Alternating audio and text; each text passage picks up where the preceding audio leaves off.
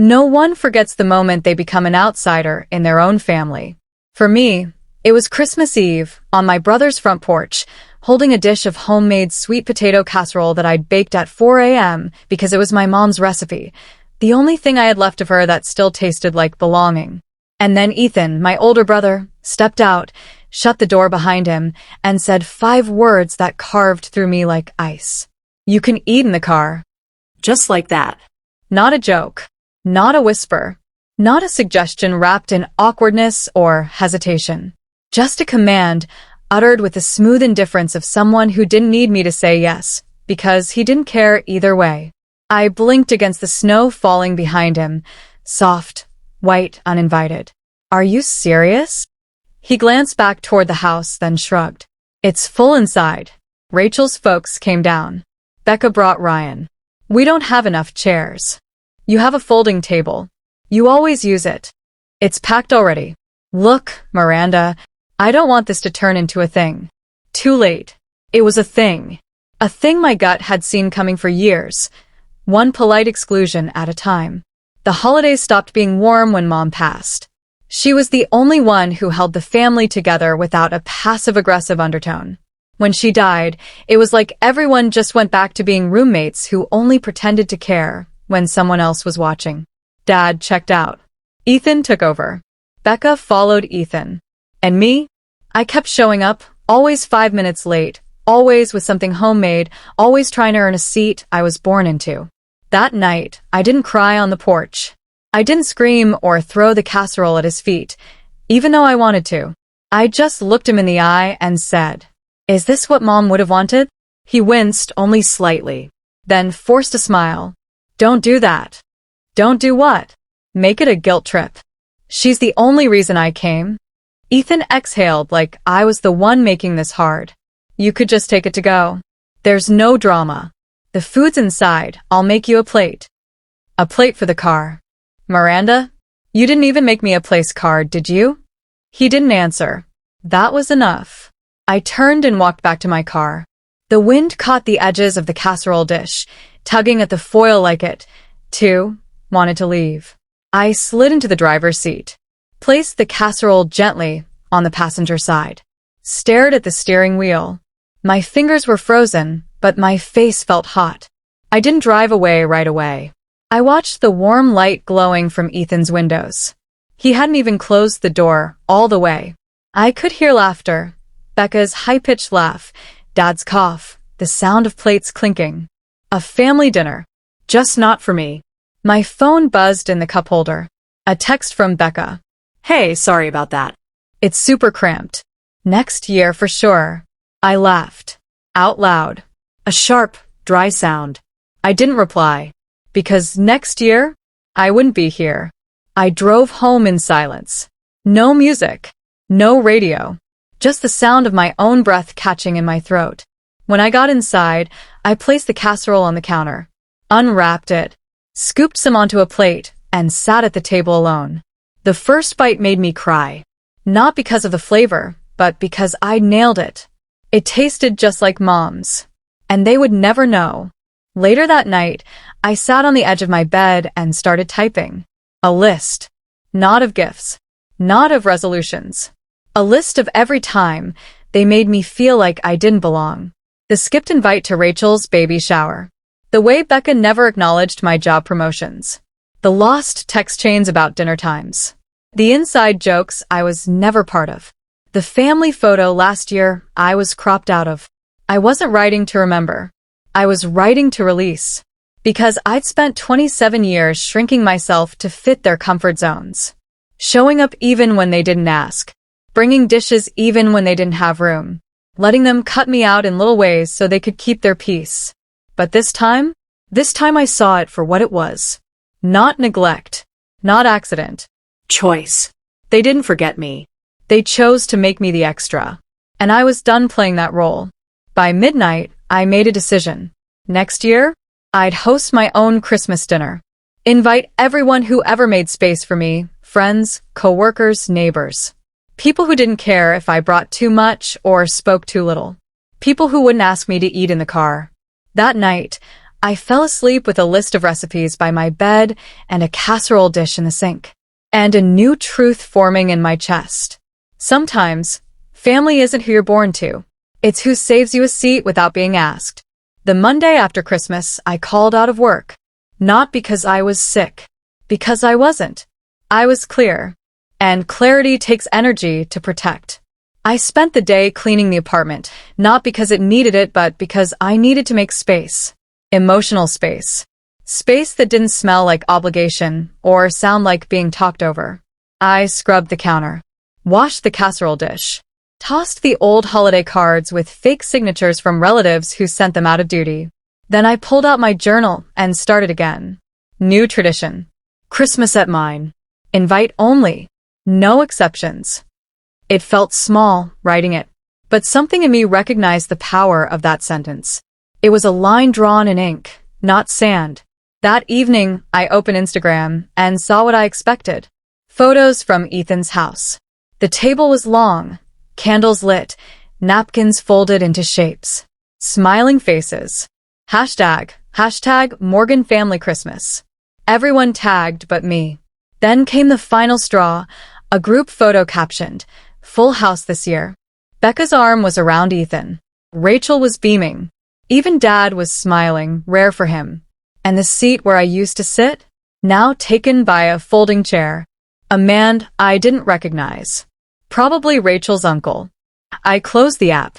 And for the first time, I didn't feel left out. I felt done. I spent the next week planning my own dinner, not just the guest list, but the intention. Because I didn't want to prove anything to my family.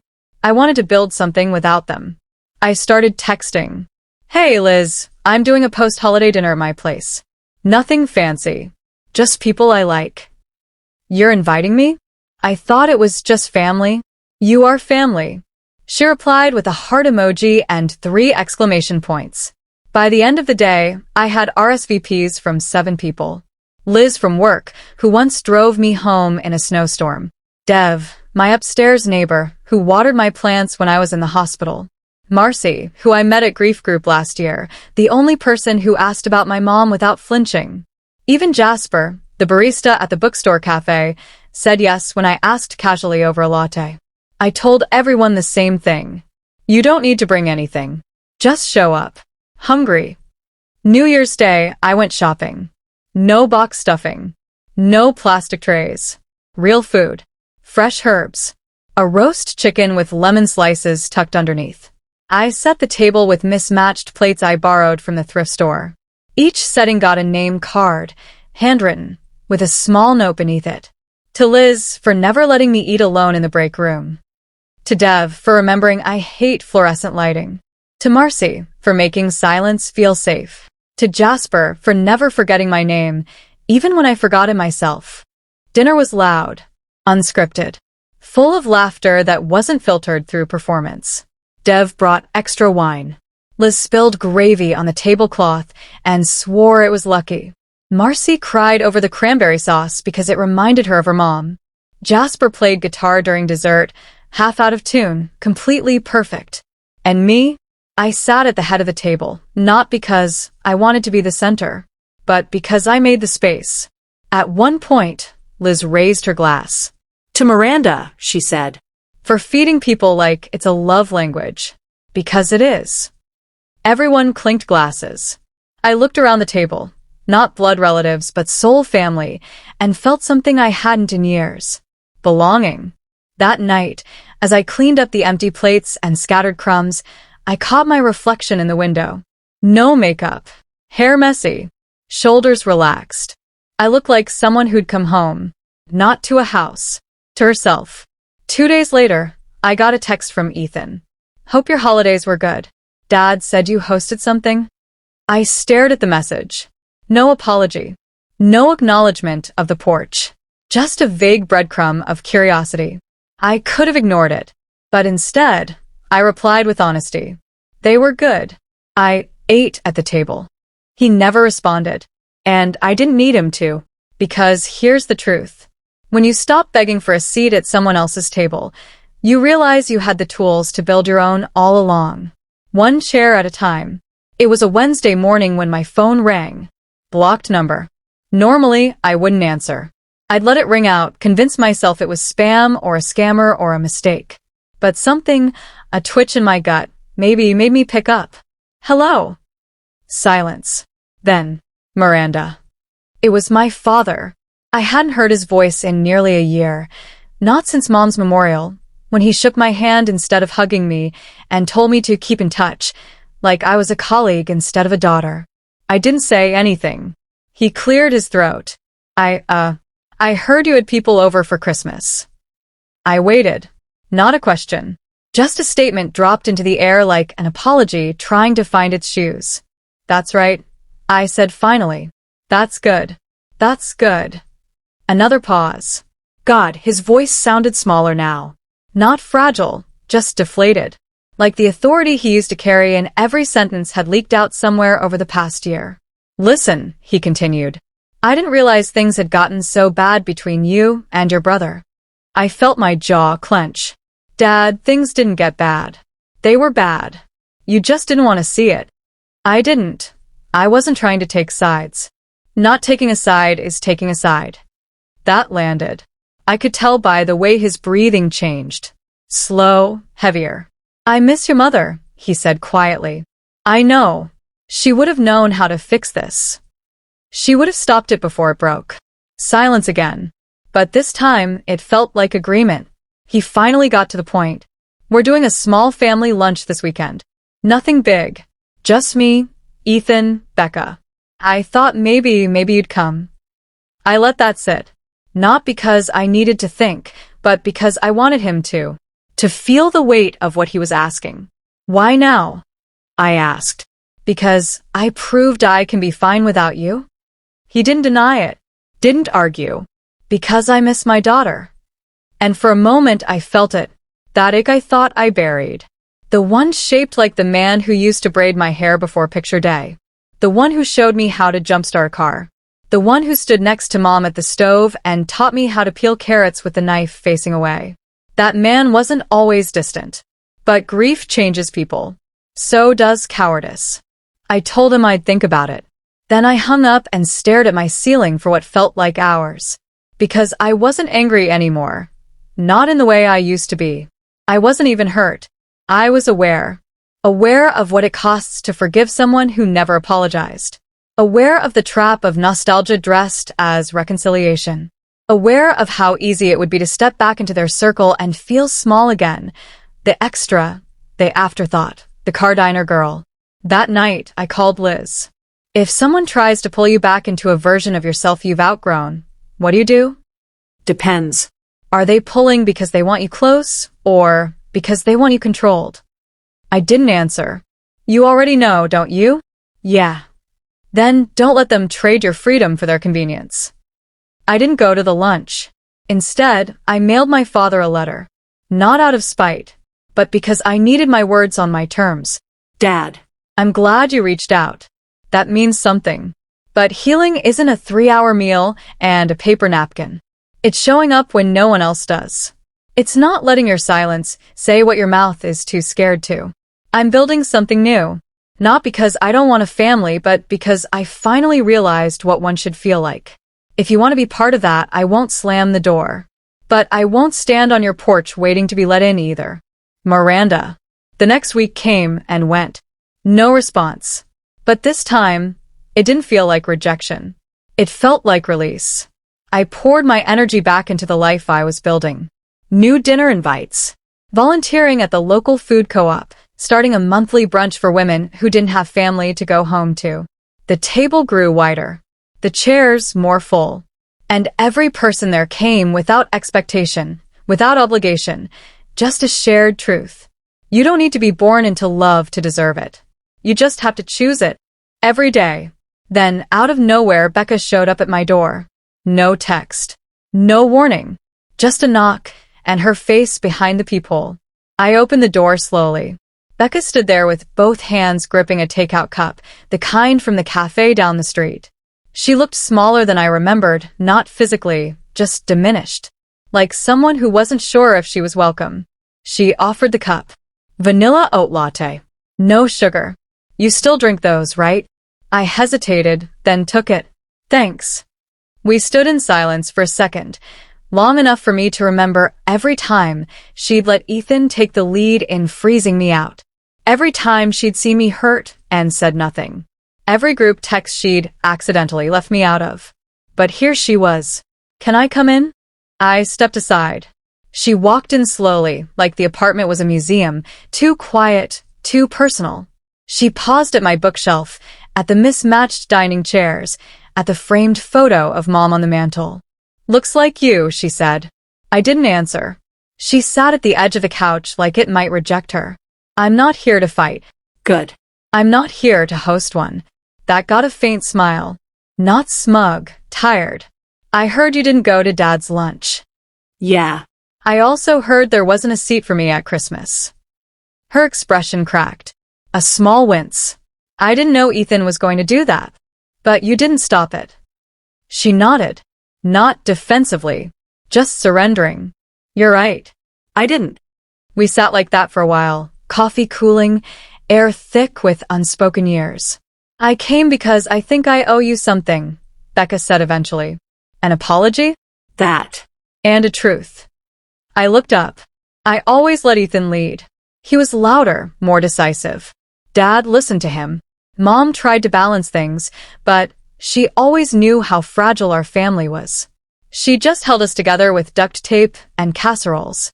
And once she died, no one else tried. No one else knew how. I didn't say anything. I didn't let her off the hook either. He told Dad you were just trying to stir things up. Said you were dramatic, needed attention. Did you believe him? I wanted to. Why? Because it was easier than realizing he was jealous of you. That made me laugh. A sharp, single breath. Jealous of what? You were the only one Mom confided in. You're the only one who ever left town and did something different. You never needed their approval the way we did. I blinked. That was a truth I'd never been told. Becca reached into her bag and pulled out a small envelope. This is Mom's. I found it in her Bible when we were packing Dad's house last week. I stared at the envelope. My name was on it. My full name, Miranda Rose Morgan, written in Mom's handwriting. I didn't touch it. Why are you giving this to me now? Because I think she meant for you to have it when you were ready. And because I think I've spent the last 3 years trying to be part of a version of our family that doesn't exist anymore. She stood. I don't expect you to forgive me, Miranda. Good. But I'd like to earn your trust. If there's a table being built here, I'd like to help. I looked at the envelope, then back at her. That depends. On what? On whether you're building for real or just looking for a better seat. She smiled. This time, without defensiveness. I guess you'll have to find out. Then she left. I stared at the envelope for hours. Didn't open it that day. Didn't cry either. Instead, I cooked. Something simple. Something warm. Something Mom would have made. And when the food was in the oven and the dishes were done, I finally sat down at the table, my table, and opened the letter. My Miranda. If you're reading this, it means I'm no longer there to say it. And I'm sorry for that. Sorry that I left you to sort through the mess without the map I always tried to draw. You were never the easy one. You were the honest one. The brave one.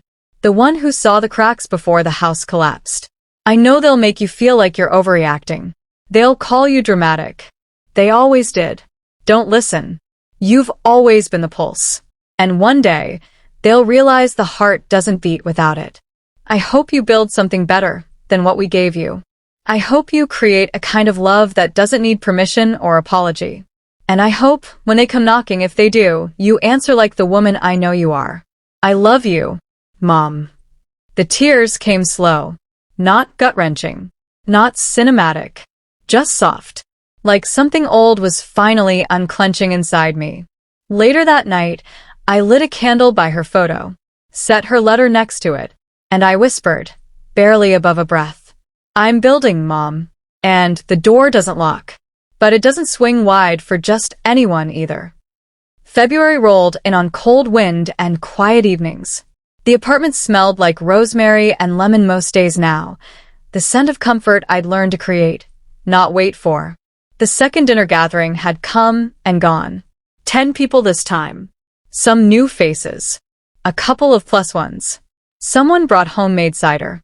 Someone else cried over roasted beets. I looked around the room that night and realized this was no longer an experiment. This was a life. A life stitched together from the scraps no one else valued. A table filled by the people who chose me. A rhythm all my own. So when the knock came, it felt like an interruption in a melody. 3 short raps. Firm. Familiar. I opened the door. Ethan stood there. Same polished shoes. Same pressed coat. But this time his posture was different. Less proud, more hollow. I didn't say anything. He didn't ask to come in. Can we talk? Did you rehearse that all the way here? He swallowed. Probably. I stepped aside. Not as an invitation. More like, if you're going to bleed your story, do it where I can clean up after. He stepped in slowly, like he knew the floor might not hold him anymore. He didn't look around the apartment. Didn't comment on the smells or the photos or the warmth. He just sat and waited. Dad's not well, he said. Physically? Not yet. But mentally, he's been forgetting things. Getting angry over nothing. He asked me the other day where Mom was. My stomach turned. Did you tell him? He remembered before I could answer. But he cried. I haven't seen him cry in 10 years. I stayed quiet. Because I didn't want to mistake information for intention. He keeps bringing you up. Let him. He said he wrote you a letter. Did you get it? Yes. Did it help? I stared at him. You don't get to ask that, Ethan. He nodded. Accepted the hit. I came because I need to say something I should have said years ago. He stood up, pacing. I was never the favorite. You were. That's what it felt like. Mom loved you, without conditions. With me, it was always performance-based, grades, jobs, showing up. But you? You just had to exist. That wasn't true, but I let him speak. So when she died and Dad leaned on me to be the head of the family, I stepped up. But I didn't know how to lead. I only knew how to control. He stopped pacing. Looked right at me. So I cut you out. Little by little. Because if you weren't in the room, I couldn't be second place anymore. My breath caught. There it was. The truth. The ugliest version. Not dressed in denial. Not deflected. Just laid bare. You made me feel like a guest in my own family, I said. I know. You told me to eat in the car. His voice cracked. And I hate myself for it. For a long while, neither of us spoke. The heater buzzed quietly in the background. I stared at my hands. Then, so why are you here really? Because I don't want Dad to die thinking he lost both of us. He didn't lose me. He gave me up. He didn't know how to hold us after Mom. He thought doing nothing was neutral. It wasn't. I know. He sat again. Pulled something from his coat pocket. A small box. He handed it to me. Inside was a Christmas ornament. A tiny wooden chair. Handmade. My name carved into the seat in shaky lettering. He started making them last fall. One for every family member. Yours was the first one. My chest caved just slightly. Because despite everything, I still wanted to believe they'd thought of me when I wasn't around. You don't have to forgive us, Miranda. I know. But if you ever decide to come back, even for a moment, we'll make sure you have a seat. I looked up. Met his eyes. You mean that? This time, yes. He left with nothing more than a nod. And I sat there with the little wooden chair in my hand, unsure if it was a peace offering or just another weight to carry. I didn't decide that night. Because some decisions need to settle before they shape you. But I hung the ornament, not on a tree, but from a small hook near my window, so I could see it every day. Not as a token of guilt, but as a reminder. My seat was never gone. They just forgot how to make room. And now, I had a whole table of my own. Spring came in slow this year, like it, too, was cautious about returning. The trees outside my apartment bloomed one by one, pink petals dusting the sidewalks like shy confetti. I started opening the windows again, letting light in, letting air move through rooms I had once kept sealed. Healing, I've learned, doesn't arrive in a flash. It inches forward. It shows up in the way you finally answer the phone without bracing. In the way you walk past the old family photos without bitterness. In the way you say someone's name and mean it without venom. Ethan and I texted. Occasionally. Carefully. Mostly about Dad. His memory was slipping in waves. One day clear, the next tangled. Some days he called me Rose, like Mom. Other times, he didn't know who I was until I reminded him with a story. A pie I burned when I was 12, a stray dog we took in for 3 weeks. I visited once. Not for reconciliation, but for closure. He looked at me and smiled like I was someone he once loved, even if he couldn't quite place me in the timeline. Did I ever let you down? He asked, out of nowhere. I didn't lie. You did. He nodded, like that truth had been waiting too long to breathe. Did I say sorry? Not with words, but with something else? I thought of the little wooden chair. Of the way he always saved the last piece of pie for me when I was a kid. Of the letter Becca found in his dresser drawer later, addressed to me, dated 2 years ago, never sent. Yes. In a way, he had. I forgive you, I said softly. Not because he asked. Not because he deserved it. But because I was tired of carrying his silence on my back like a badge of survival. He blinked. You always were the brave one. Then he fell asleep, still holding my hand. A month later, he passed quietly in his sleep. No fanfare. Just stillness. I didn't speak at the service. I wasn't asked to. But I stood. I wore my mother's brooch. And I brought the sweet potato casserole she used to make. No one commented. But Becca caught my eye and mouthed, "Thank you." After the service, we gathered at Ethan's house, or what used to be his. The family home. The one where so much was fractured, but also where so much had begun. I didn't stay long. Just enough to sit in my old chair. This time, it had a name card. Not handwritten. Printed. Centered. Clean. Miranda. And that was enough.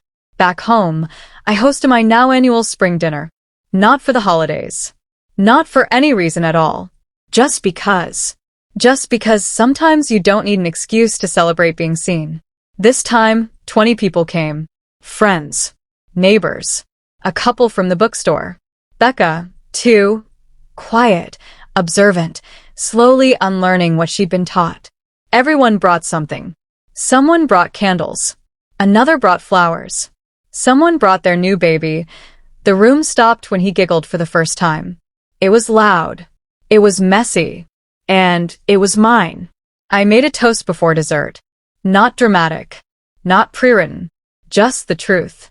For too long, I waited for a seat at a table that was never meant for me. I kept thinking if I stayed small, they'd make room. But I've learned love doesn't need a place card. You either feel it or you don't. So I built my own table. And somehow, it's fuller than anything I left behind. The room clapped and I almost cried. But not because I was sad. Because I was home. After the dishes were cleared and the lights dimmed, I sat at the head of the table and looked around at the empty chairs. Not lonely. Sacred. Every seat was a chapter. Every dish a memory I chose to keep. Every laugh a sound that healed something I didn't know still ached.